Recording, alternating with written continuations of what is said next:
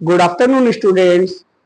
आज हम आपको बहुत इंपॉर्टेंट टॉपिक फिजिकल और केमिकल चेंज, एक टॉपिक है केमिस्ट्री में चेंजेस अराउंड अस, उसको एक्सप्लेन करने जा रहे हैं। लेकिन उस टॉपिक को एक्सप्लेन करने से पहले अगर हम आपको आज हैप्पी इंटरनेशनल डॉटर्स डे के बारे में ना बताएं तो ये बेईमानी होगी, क्योंकि हम लोगों के यहाँ भ्रूण हत्या जैसी घटनाएं होती आ रही थी और हम लोग कन्या पूजन के समय 9 कन्याओं का अरेंजमेंट करने के लिए घूमते हैं और जो गर्भ में कन्या होती है उसकी हत्या करवा देते हैं, क्योंकि हमारी भूख होती है कि हमें लड़का चाहिए, हमारे परिवार का नाम लड़का रोशन करेगा। ऐसा नहीं है, लड़कियां तो 2 परिवारों का नाम रोशन करती हैं, पिता का भी नाम बढ़ाती हैं और जहां उनका रिश्ता तय किया जाता है वहां भी उस परिवार को भी बहुत आगे तक बढ़ाती है।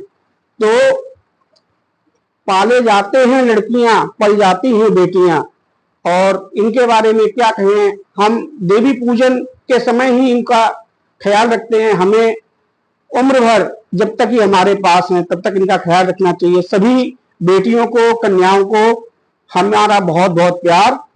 दूसरा, आज डॉक्टर्स डे है, जिसको हम भगवान के बाद अनदर फॉर्म ऑफ गॉड कहते हैं। अगर हमें कोई परेशानी होती है तुरंत हमें डॉक्टर याद आता है, और डॉक्टर भी यही कहता है कि हम अपना प्रयास कर रहे हैं, बाकी भगवान भरोसे है चीजें, तो उसको भी उस भगवान पे भरोसा है। तो डॉक्टर्स डे पे सभी डॉक्टर्स को बहुत बहुत बधाई। और अब अपना टॉपिक स्टार्ट करते हैं, फिजिकल चेंज। बहुत सिंपल सी चीज है। फिजिकल चेंज का मतलब हो गया भौतिक परिवर्तन, वो परिवर्तन जो हमारे एनवायरमेंट में हम खुद देख सकते हैं। जैसे कि हमने बैलून को क्या किया, ब्लो किया, फुलाया, फिर उसकी एयर निकाल दी तो जिस अवस्था में था उस अवस्था में हो गया। मम्मा आटा गूंथती है, जब रोटी बनाती है, कभी कभी रोटी की शेप चेंज करनी होती है या गलत बन जाती है तो उसको दोबारा से लोई को लेकर दोबारा उसका कर देती है। तो फिजिकल चेंज में जो हमारी कंपोजिशन है वो नहीं बदलती है। फिजिकल चेंज में हमारा कोई भी शेप साइज हम बदल सकते हैं, लेकिन जो मेन हमारा है एलिमेंट उसको हम नहीं बदल सकते हैं। फिजिकल चेंज रिवर्सिबल होता है, यानी हम उसको दोबारा उस अवस्था में ला सकते हैं। एक बहुत अच्छा एग्जांपल है आइस। हम लोग पानी लेते हैं, फ्रिज में रख देते हैं, आइस बन जाती है। अगर वो आइस बाहर निकाल के रख देते हैं तो दोबारा फिर से वो वाटर में चेंज हो जाती है। वही वाटर अगर हमें दोबारा आइस में चेंज करना हो तो फिर से फ्रिज में रख दें तो फिर से वो आइस में परिवर्तित हो जाती है। तो ये क्या है, ये फिजिकल चेंज है। अब हम ये जो टॉपिक है कई क्लासेस से लिंक्ड है और बहुत इंपॉर्टेंट है, इसको आपको डिटेल में बताते हैं। थोड़ा सा मेरा वीडियो बड़ा होने का ये भी रीजन है कि हम उस टॉपिक को ऐसे लेते हैं कि हर क्लास के लिए उपयोगी हो, सिर्फ एक क्लास के लिए ना हो। तो थोड़ा सा देखते हैं, और अगर चैनल आपको समझ में आता है तो उसको सब्सक्राइब, लाइक और कमेंट्स करना ना भूलें। हमारा प्रयास होता है कि आपको बेहतर से बेहतर इसी टॉपिक में समझा दें कि आपको दोबारा बुक भी ना टच करनी पड़े, ये प्रयास होता है। इसी प्रयास में थोड़ा सा वीडियो लंबा हो सकता है। तो आते हैं फिजिकल चेंज पे, देखते हैं। It is a change in physical properties, यानी फिजिकल प्रॉपर्टीज का चेंज है। जो प्रॉपर्टीज, फिजिकल प्रॉपर्टीज माने समझ गए, शेप, साइज, कलर। साइज बदल सकता है सबस्टेंस का। The process involving change of state. Change of state का मतलब अवस्था परिवर्तन। हमारी बर्फ है, मेल्ट हो रही, तो उसको क्या कहेंगे, मेल्टिंग। एंड फ्रीजिंग, जब हमने पानी को फ्रिज में डाल दिया तो क्या हो गया, फ्रीजिंग। यानी हमने लिक्विड से उसको सॉलिड बना दिया और सॉलिड से दोबारा लिक्विड बना दिया। तो आपको मालूम है मैटर की 3 स्टेट होती है, सॉलिड, लिक्विड और गैस। तो सॉलिड क्या हो गया, आइस। लिक्विड क्या हो गया हमारा, वाटर। और गैस यानी उस वाटर को अगर हम हीटअप कर दें, गर्म कर देंगे तो क्या बन जाएगा, वाटर वेपर बन जाएगा। और ऊपर अगर प्लेट में ले लें तो कंडेंसेशन के थ्रू हम उसकी वाटर ड्रॉपलेट्स को इकट्ठा कर सकते हैं, तो वो हो जाता है condensation. It is a temporary change. Temporary माने अस्थायी परिवर्तन, परमानेंट परिवर्तन नहीं, अस्थायी। हम चाहें तो उस अवस्था को दोबारा उस अवस्था में वापस ला सकते हैं। रबर बैंड हमने स्ट्रेच किया फिर छोड़ दिया, फिर अपनी अवस्था में आ गया। एक स्प्रिंग हमने स्ट्रेच की फिर छोड़ दी, अपनी अवस्था में आ गई। तो ये सारे क्या हैं, फिजिकल चेंज के एग्जाम्पल भी हैं। तो देखते हैं, वाटर फ्रिज में रखा, क्या बन गया, आइस। आइस दोबारा निकाली तो क्या बन गया, बाहर निकाल दी तो क्या हो गया, वाटर बन गया। अब आइस को हमने ओपन में रखा तब भी क्या बन जाएगा, वाटर बन जाएगा। वाटर हीटअप किया, क्या बन गया, water vapour.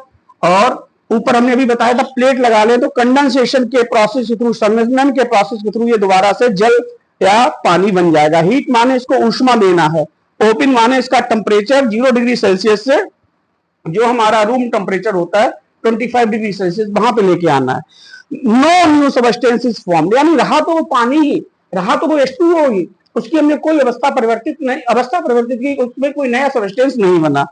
The changes are reversible, यानी हम इनको रिवर्स कर सकते हैं, वाटर को आइस बना सकते हैं, आइस को दोबारा वाटर बना सकते हैं। रिवर्सिबल माने क्या होता है, उत्क्रमणीय, यानी हम उनकी जो स्टेट है उनको चेंज कर सकते हैं।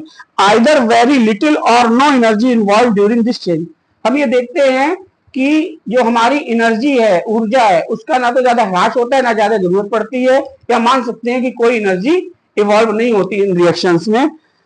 एग्जाम्पल देख लेते हैं, अभी बताया था रबर बैंड बीइंग स्ट्रेच्ड, जब हम रबर बैंड को खींचते हैं। नेक्स्ट है water turns into vapour breaking of glass, water का किसमें टर्न होना, बदलना, वेपर में बदलना भी क्या है, इवापोरेशन थ्रू बदलती है ना, बन जाता है वाटर वेपर। आपको हमने वाटर साइकिल, आपको पता होगा साइकिल में क्या बताते हैं, जो वाटर वेपर है ऊपर जाके कंडेंस होती है, क्लाउड का फॉर्म लेके दोबारा प्रेसिपिटेशन थ्रू वाटर के थ्रू नीचे आ जाती है। तो ये आपको फिजिकल चेंज सारी स्टेप्स मैंने बताई हैं। नेक्स्ट है इसका केमिकल चेंज। केमिकल माने क्या होता है, रसायन परिवर्तन। रसायन जो परिवर्तन होता है, रासायनिक जो परिवर्तन होता है, उसमें in this change a new substance with different properties form, एक नया पदार्थ नई प्रॉपर्टी के साथ बनता है। New compounds with varied characteristic, एक नया कंपाउंड है तो उसकी कैरेक्टरिस्टिक कैसी होंगी, डिफरेंस होंगी, जो हमारा ओरिजिनल सबस्टेंस था उससे विपरीत होंगी, उस जैसी नहीं होंगी। दीज चेंजेस आर परमानेंट, इनको क्या माना जाता है कि ये जो चेंजेस हैं वो कैसे हैं, परमानेंट और इरिवर्सिबल। इरिवर्सिबल माने हम इनको दोबारा से उस अवस्था में वापस नहीं ला सकते हैं। कैन नॉट बी रिवर्स, यानी ये कैसे हैं, कैन नॉट बी रिवर्स माने अनुत्क्रमणीय हैं। हमने क्या किया, पेपर था, लिया, आग में जला दिया, थोड़ी देर उसकी रोशनी हुई, लाइट हुई, यानी लाइट एनर्जी हुई, हीट हुई, और वो काला यानी कार्बन के रूप में चेंज हो गया। तो ये क्या हो गया हमारा, केमिकल चेंज। हमने खाना पकाया, सब्जी पका दी, तो रॉ फॉर्म से उसको कुक फॉर्म में ले जाए, उसका टेस्ट अलग हो गया, उसकी कंपोजिशन अलग हो गई, तो ये सारा क्या है, केमिकल चेंज। यहाँ कुछ रिएक्शंस के रूप में देखते हैं। दीपावली हम लोग मैग्नीशियम रिबन जलाते हैं ऑक्सीजन की उपस्थिति में, तो क्या बन जाता है 2Mg + O2 मैग्नीशियम ऑक्साइड, यानी हमारी मेटल जब ऑक्सीजन से रिएक्ट करती है तो मेटल ऑक्साइड बनाती है, यानी MgO से हम दोबारा Mg नहीं बना सकते हैं। नेक्स्ट है आपका Mg + CuSO4, Mg किस अवस्था में है, सॉलिड, CuSO4 किस अवस्था में, एक्वस, यानी जलीय अवस्था में है। अब इसने Cu को रिप्लेस कर दिया, क्या बना दिया, MgSO4, यानी मैग्नीशियम सल्फेट बना दिया। ये क्या था, कॉपर सल्फेट, तो ये एक्वस अवस्था में हो गया, कॉपर जो हमारी मेटल है उसको अलग कर दिया। एक बहुत अच्छा एग्जांपल, जो हमारा लोहा होता है, आयरन होता है, उसमें जंग लग जाती है, दो चीजें उसमें काम करती हैं, या तो वाटर वेपर होती है और ऑक्सीजन। तो आयरन यानी लोहे का क्या सिंबल होता है, Fe, जब ऑक्सीजन से रिएक्ट करता है तो वाटर के N मॉलिक्यूल उसको क्या करते हैं, आयरन ऑक्साइड यानी फेरिक ऑक्साइड बदल देते हैं, और NH2O बाद में वेपर के रूप में उड़ जाता है। Energy exchange during chemical reaction, इस केमिकल रिएक्शन में जो एनर्जी है वो एक्सचेंज होती है। ये केमिकल रिएक्शन या तो एक्सोथर्मिक होते हैं या एंडोथर्मिक। आपको बता दें, जो एंडोथर्मिक होते हैं उनमें हीट की जरूरत पड़ती है, जो एंडोथर्मिक होते हैं उनमें हीट की जरूरत पड़ती है, और जो एक्सोथर्मिक होते हैं उसमें हीट निकलती है। एक्सोथर्मिक यानी बर्निंग ऑफ पेपर भी बताया था, जब हम पेपर जलाते हैं तो हीट निकलती है, आप लकड़ी जलाते हो तब भी हीट निकलती है। लाइटनिंग ऑफ ए कैंडल एक एग्जांपल है, जब हम कैंडल को जलाते हैं तो वैक्स जो है वो मेल्ट होता है, और कौन सी गैस निकलती है, CO2, और हल्का सा जो वैक्स है वो मेल्ट होकर नीचे आ जाता है, वो क्या होता है, वाटर वेपर। इसका नेक्स्ट एग्जांपल है कुकिंग ऑफ फूड, जो हम भोजन बनाते हैं वो हमारा जो कोई फ्रूट है वो पक जाता है, इसको बोलते हैं राइपनिंग ऑफ फ्रूट, फलों का पकना। कई सारे एग्जांपल हो सकते हैं। बच्चों को ये टॉपिक बहुत कठिन लगते हैं, मैंने कोशिश की है कि आपको सिंपल तरीके से समझाएं। अगर आपको टॉपिक अच्छा लगे तो कमेंट बॉक्स में लिख के बताइए। Thank you.